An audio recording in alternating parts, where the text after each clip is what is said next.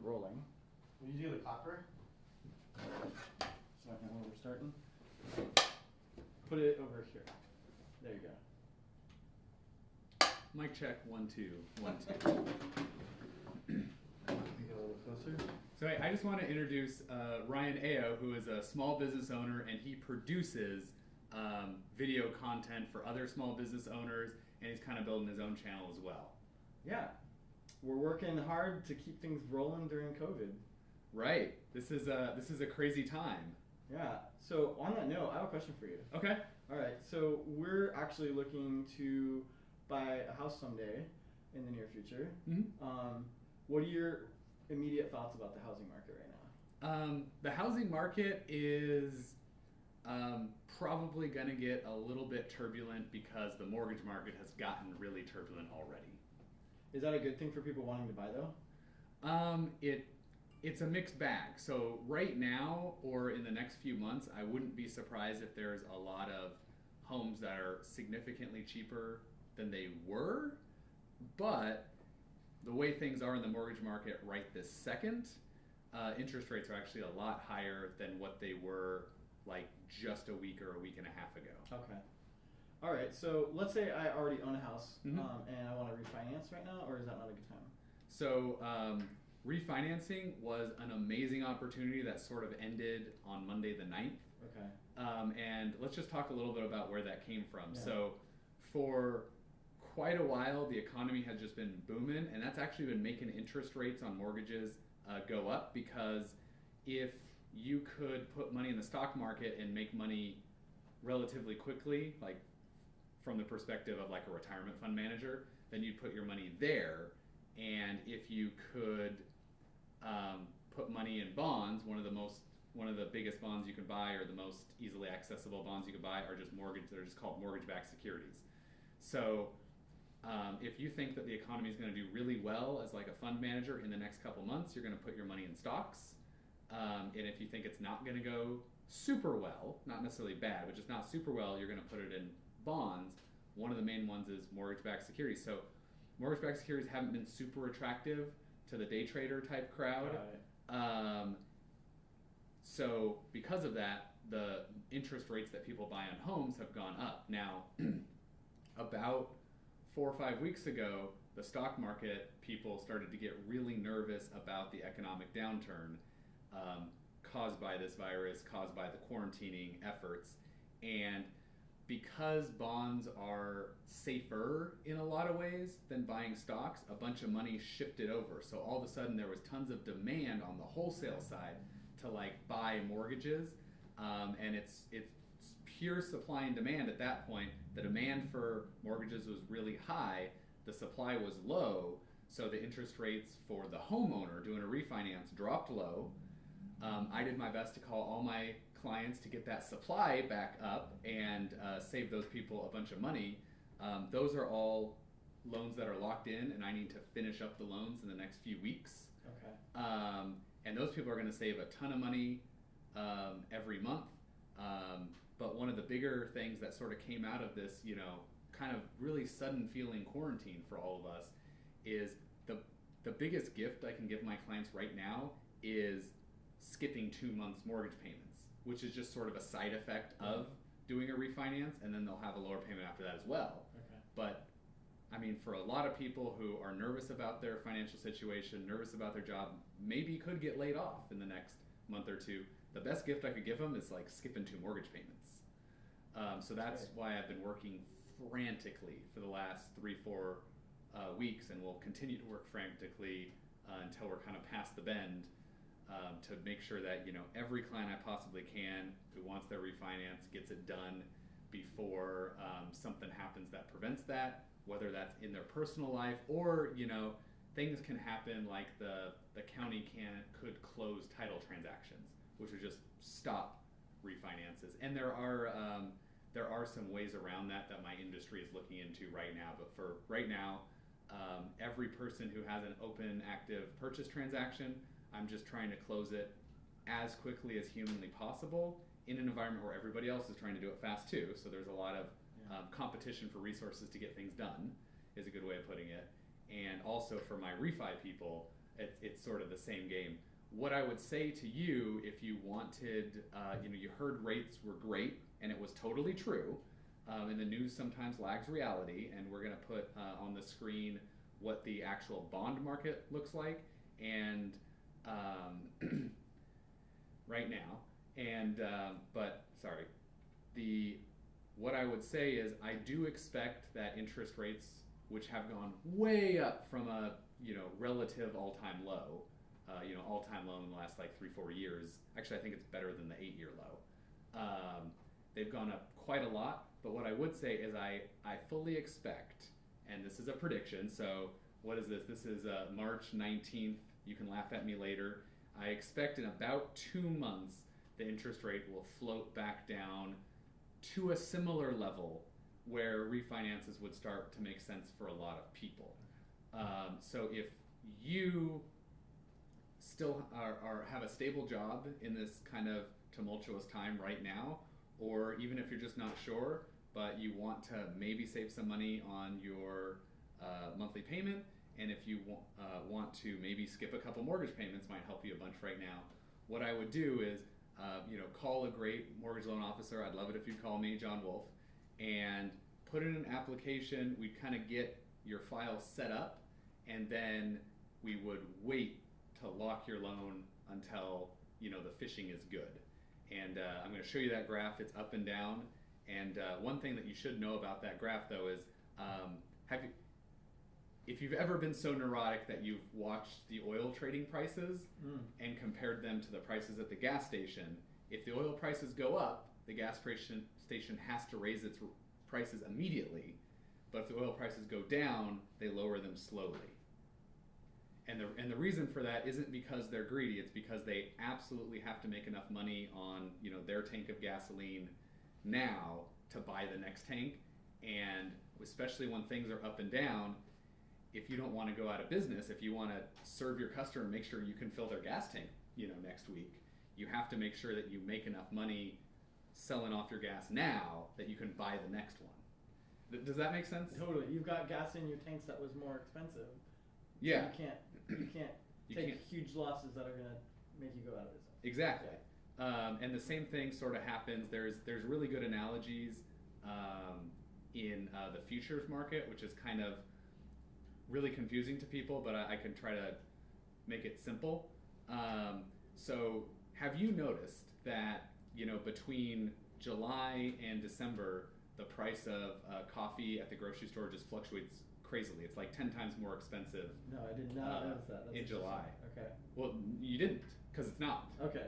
And that's what that's actually what the future market does for us. So if you can kind of imagine this, and there's several ways of doing this, but this is sort of the way our society has decided is the most efficient.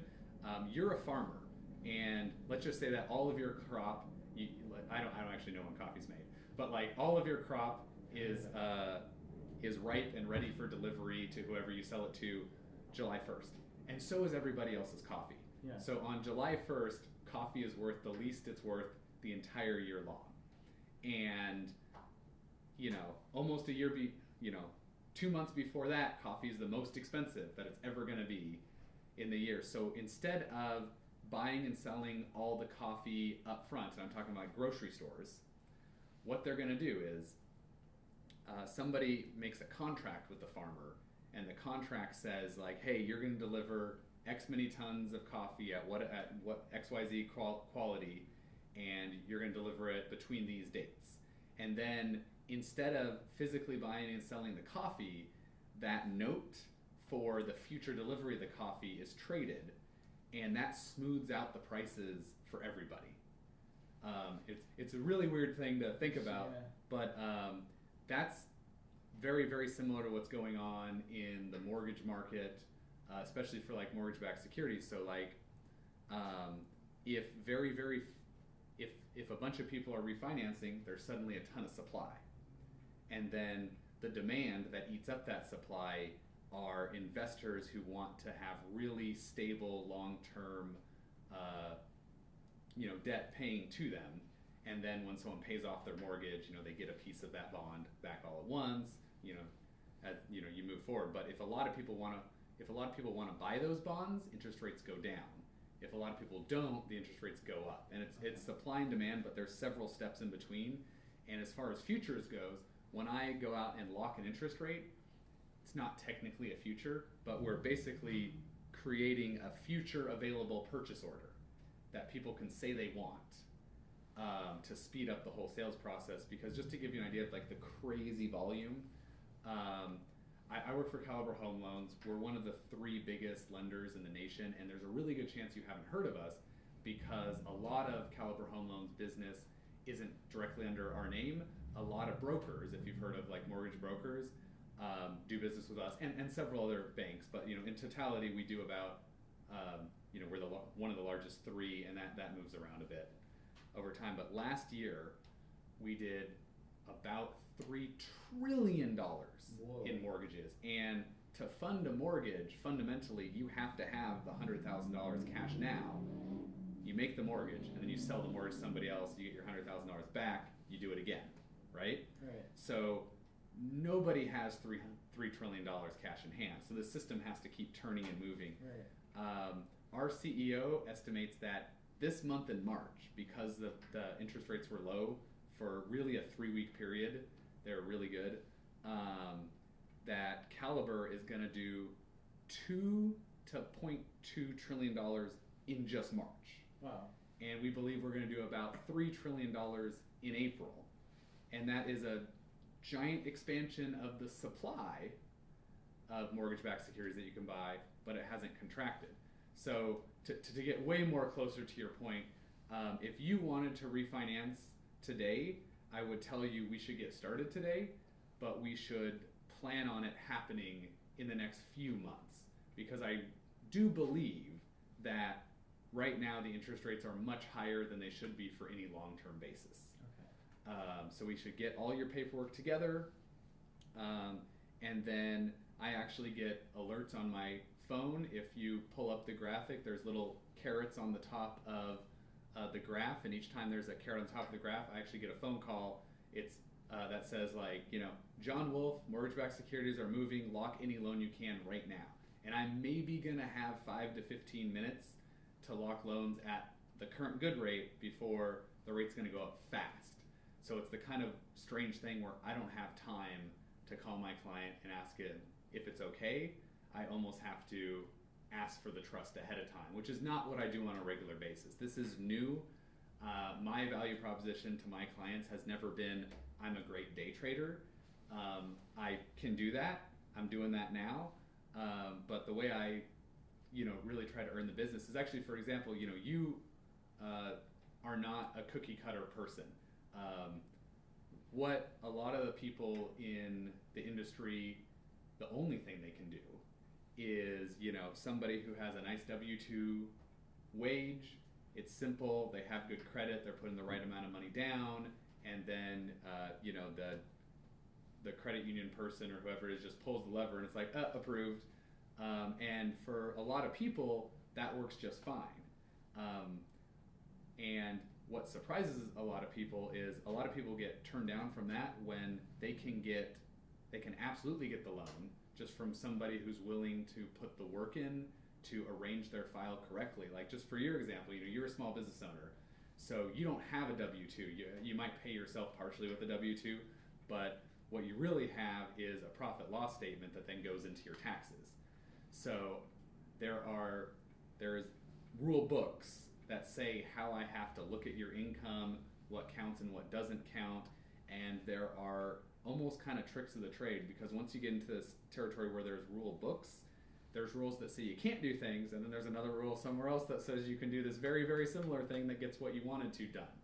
And what surprises a lot of people is they might get a no or a yes in the credit union, and some people might tell them that like, hey, go talk to John Wolf. He can get things done other people can't, and I work very hard to make that true. And one thing that people sometimes think up front is like, it's going to be something that's way more expensive. Sometimes I'm cheaper, sometimes I'm a little more expensive, sometimes I'm exactly the same. My value proposition isn't like I have this strange some subprime product that helps people who don't have an income get a home. That's not what I do.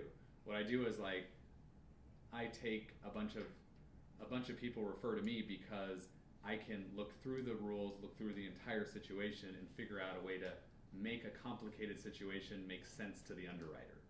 And another thing that people don't understand is it's actually against the law for you to be charged a higher interest rate for a home loan as a small business owner versus a W-2 wage earner. But different banks or different loan officers can decide that you're too much work.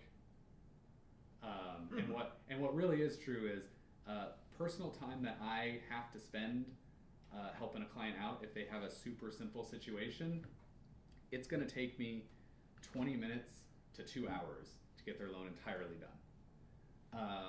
And for more complicated situations, like you're a small business owner, we've reviewed your situation. Yours isn't that complicated, but it's going to take me 4 to 6 hours. And I have helped clients get homes that have been multiply turned down, and it really took about 10, 15 hours of my time to do that, just because there was, crazy stuff. We had to exclude car loans that other people were actually paying. We had to prove that the money that was under the person's mattress was not ill-gotten. I mean, things that most people wouldn't believe are possible can be done in regular conforming loans at the same great rates that you hear advertised by the smallest credit unions and the biggest banks. It's just that those two segments don't like to do anything that takes too much personnel time. Does that make sense? Absolutely. Yeah. I mean, you're kind of speaking to something that I've got another question about. I'm going to change gears a little bit, but it's on the same note. I read an article, I think a couple weeks ago, right, when it was coronavirus was breaking news in America, and Trump was really focused on the economy at that point. Still is, but he was really wanting to push the interest rate to go down to zero. And within a week it did. But what does that affect? Because you're talking about interest rates actually still being high. What went to zero? No, that's a fantastic question, and I think that our news media does us a giant disservice by not stating things correctly and leading people to believe a different thing happened than actually did. And this is a case of both. So you heard on the news that the Fed dropped interest rates to zero. They didn't. They dropped them to 1/8, like 0.125, which I fully understand rounds to zero in most people's mind, but it is very important that it is not zero. It is very important that it is not a negative number. There is actually a huge difference. Okay. What that was for, there are several kind of almost esoteric business practices that large financial institutions do, which are not part of my daily life, so I'm not the best to speak on it, but there's the Fed discount window, and then there's also something called the repo market. And basically, because of, really large transactions and also just a lot of smaller transactions, on any given night, Bank of America, I'm just using an example, might be short like $50 billion from what they need to have at close of business when they balance their book. So the Fed window is that they can go over really quick and borrow that money from the federal government at a super low interest rate, but it's these super short-term loans. And pay back tomorrow. Yeah, like literally, I'll pay you back tomorrow. Like I need to balance my books tonight. Yeah. I'll pay you back tomorrow, kind of a thing. And sometimes there are a few days, that's varied. And then there's something called the repo market, which is a similar idea, but it's between the banks. Okay. And there's all sorts of rules that I can't speak to about that get into there. But when they say on the news that the Fed rate is zero, it's not zero, it's 1/8, it's 0.125, and that is specific types of loans between the Federal Reserve and banks that have to get paid back quickly, whereas the mortgage-backed securities, which is the basis of where your home loan comes from, those are long-term, 15, 30-year bond investments, and they are subject to the immediate supply and demand in the market. So they don't have anything direct to do with each other. And okay, so when they say that it is 0.125, that has nothing to do. And my home loan that I'm trying to get through you could still be 4 or 5% or 2% or 2%. Yeah, it could be any. It's okay. Not affected. Thank you for clarifying that for all of us, because That was very, for a person who's not in the financial world on a daily Mhm. basis, I wouldn't have known the difference. Yeah. So you might have heard the headline that the Fed is putting, $1.5 trillion into the economy, or the Fed is buying mortgage-backed securities, which they actually are, and that does affect the price. So what was announced last week, and this number could have changed a million times before you hear this, but the Federal Reserve promised that they were going to buy $200 billion in mortgage-backed securities. Now, it sounds like a lot, but I told you that just my company Right. is planning on doing $2 trillion this month. Wow. And they literally bought, and they said they would start immediately, and they literally bought $40 billion that day, the next day, because they announced it on Sunday. Wow. And more importantly, because the Federal Reserve buys a lot of things short term, and then they sell them later, because their real job is to make sure that on any given day, banks have enough money that the wheels keep turning, and they charge the banks money for that privilege. It's not free. So when you hear that the Federal Reserve is releasing $1.5 trillion, they're not spending $1.5 trillion. They're not using your tax dollars. They're actually making short-term loans, and they're expecting interest back, or they're buying bonds, and they will sell them later. So the bigger thing that they actually announced that they were going to do is they had a program where they had bought mortgage-backed securities, and they're actually starting to sell them back up into the open market. So you might be able to buy a 30-year loan, from on somebody else's house, but it's 10 years in, so it's only 20 years left, and you buy that for pre-agreed upon price that makes sense. The Federal Reserve was going to sell $400 billion of that in the not too distant future, and not all in the same day, trickling it out. They're not going to do that.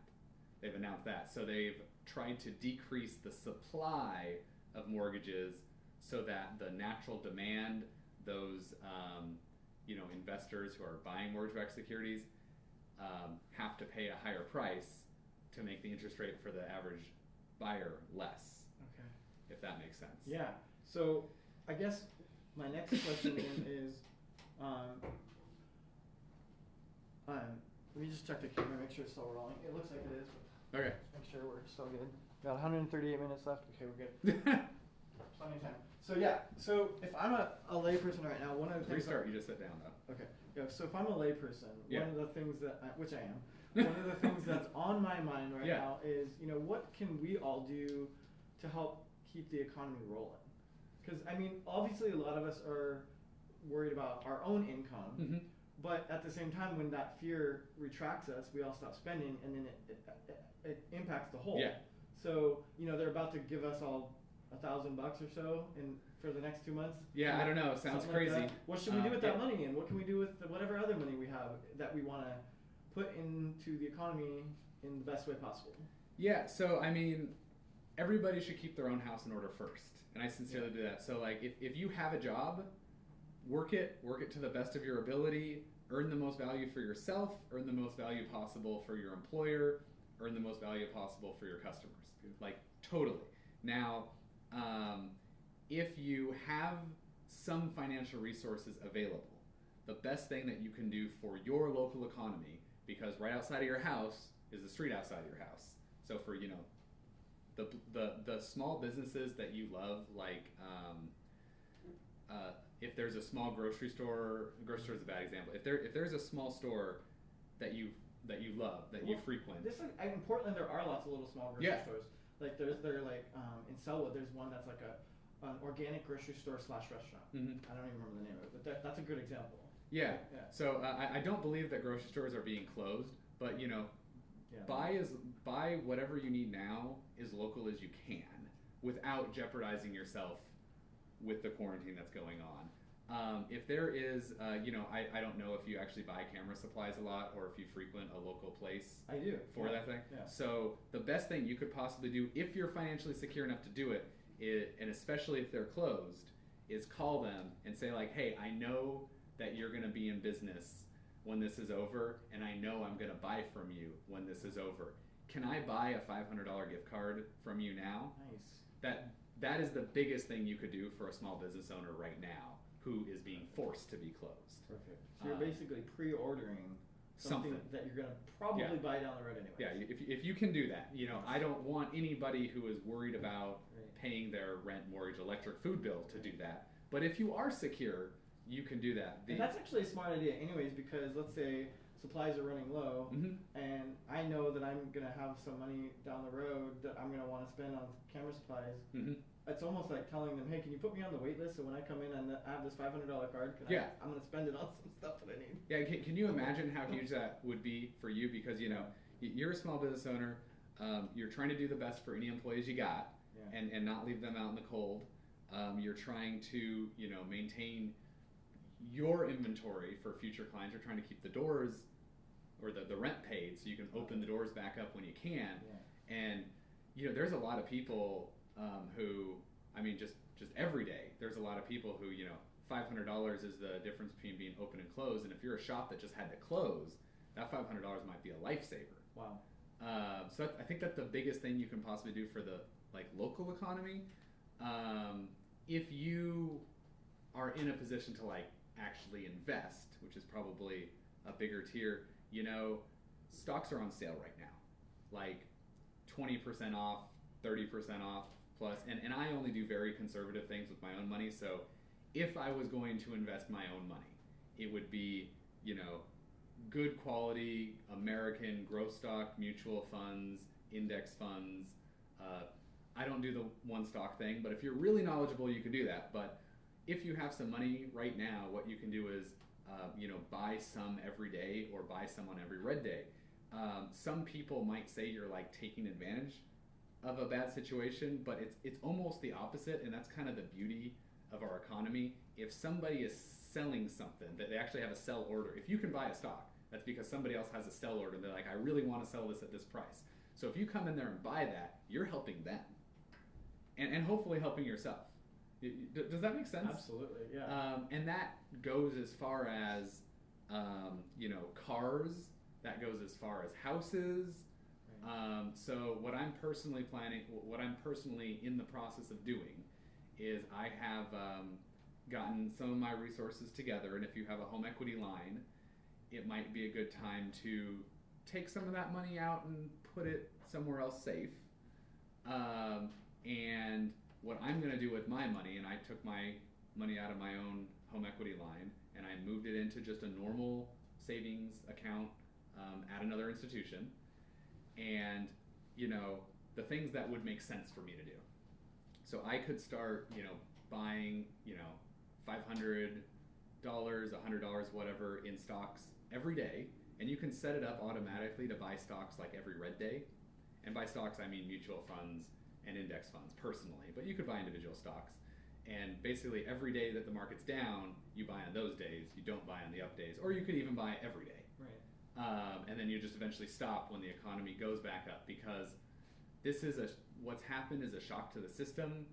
There was no way that we could ever have been really prepared for this shock to the system en masse. And you can, by buying things now, make the losses for other people less, and then when this upswing comes, you can make the gain for yourself more. Right. The next thing that I am looking at, and I'm probably not gonna do all three of this, or I might do a mix of all three. The next thing I'm looking at doing is buying investment property, because people are always gonna need a place to live, and there's gonna be people who always need to rent homes. So I am, just on the lookout for really good deals on fourplexes, and if you're willing to move into the fourplex, you can put 3.5% down and get a fourplex at a great interest rate. And if you're buying a single family home that you're not even going to live in, like a straight up investment house in a neighborhood that you're going to find somebody to rent, or there might very well be someone renting it right now, and you just be buying it from whoever needs to sell it right now, you only need to put 15% down for a regular, normal investment loan.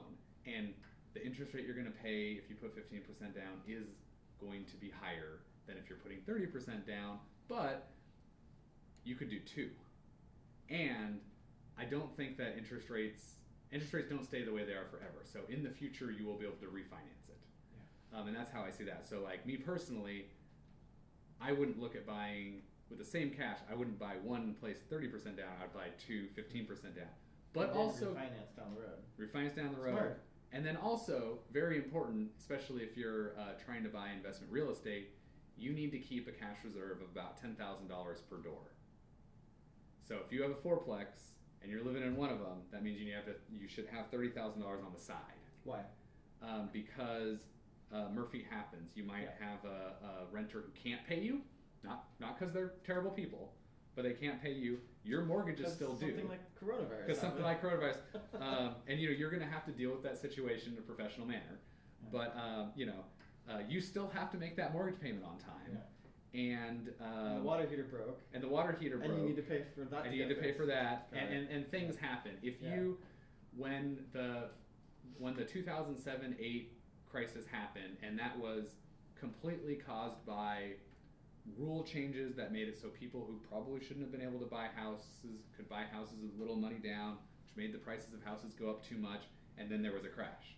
So the people who had a lot of properties when that happened and then didn't at the end, they went bankrupt, it was awful for all parties involved. The people who didn't survive didn't have a lot of cash in hand when the crisis started. The people who had $5,000, $10,000 per door when the crisis started kept all their investments. Their investments are way up, even by looking for today when we may be in a downturn again. And many of them even bought more places because they were on sale when other people were losing theirs. And there is human tragedy involved in this whole thing. Sometimes it's the tragedy of losing what I thought I had, and sometimes it's the tragedy of losing my home. But a lot of the homes that were lost were actually people who were renting their homes, and I do care about investors who invested money to a rental home and lost it, and lost the rental home from like the last downturn. But the kind of amazing thing is there were plenty of renters who there wasn't a difference for them, even though the house that they were in might have been changed owners or foreclosed on. They just kept renting. It's just who they sent the checks to changed. Whether it be the bank or the owner. And that's really crazy. And I'm not a fan of anybody losing. Right. But there's an ebb and flow to our reality. Yeah. And it just is what it is. Yeah.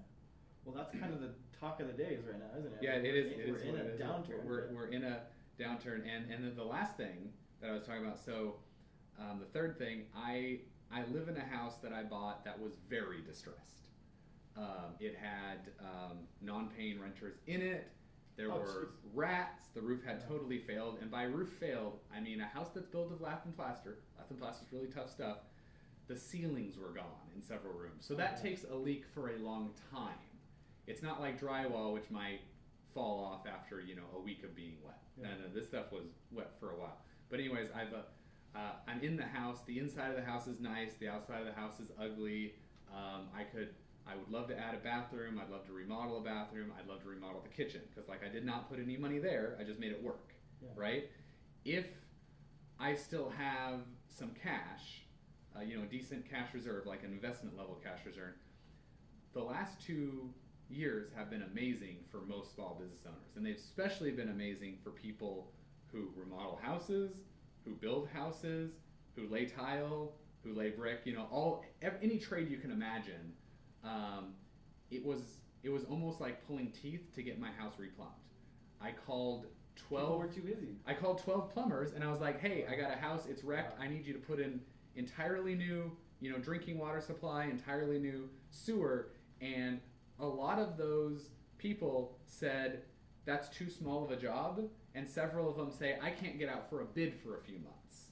I eventually got someone to do it. I'm really happy he helped me. I feel like I paid way too much, but I'm happy that he made a good amount of money and I got what I needed.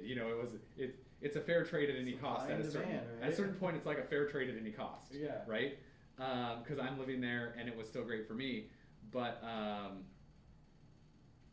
if we're in this for a while and the trade people are suddenly not super busy, because right now, if you're trying to eat almost through the best people, and I'm not talking down about anybody, but the best contractors are super busy and booked out for the last 2 years.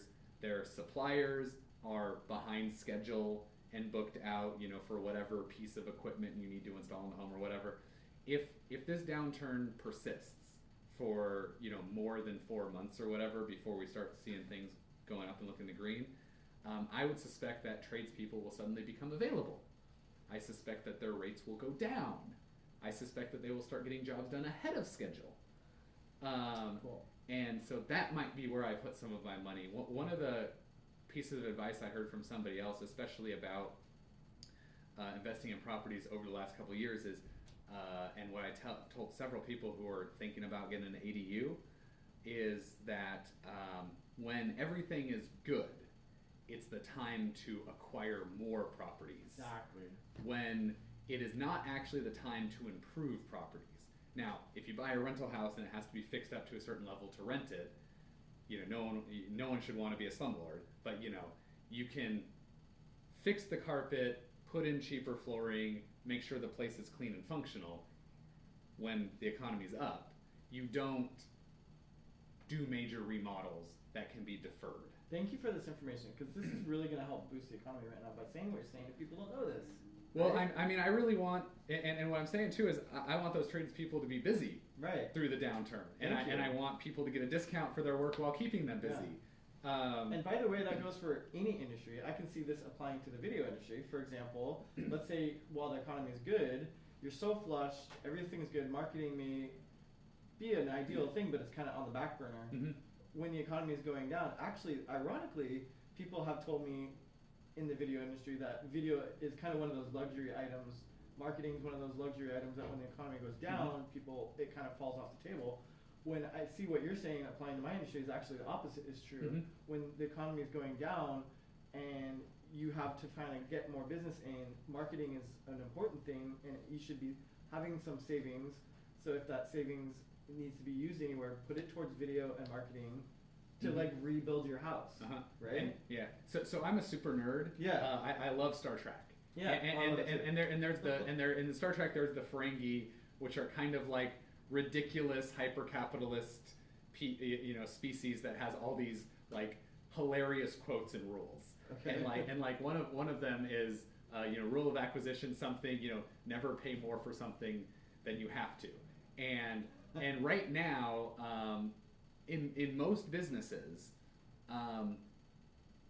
buying market share has never been cheaper, because if your competitors stop advertising and you don't, and you do a full court press and you meet a lot of people, and a lot of people are interested in working with you, even if they can't put the order in with you now, then when the swing comes up, They'll remember you. you'll have the clients maybe even signed up and working with you while the other guy is just trying to start his advertising.